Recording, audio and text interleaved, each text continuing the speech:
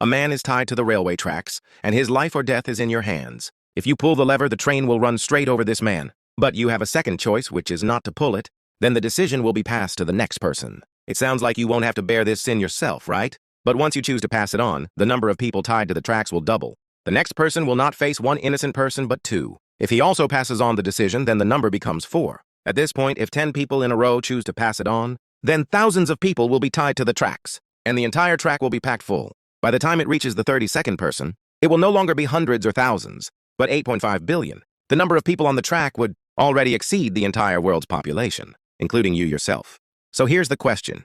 Would you choose to pull the lever yourself, ending the life of one innocent person, or pass the decision on, letting more and more people be tied to the tracks? And then this bird will be force-fed until its body grows to twice its original size. After that, it will be soaked in brandy until it drowns alive.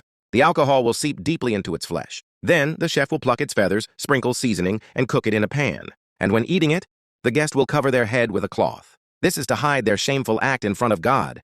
When eating, they start from the bird's feet. Then they chew it together with bones and organs until only one remains. In addition, soldiers would tie explosives to dogs and starve them for several days.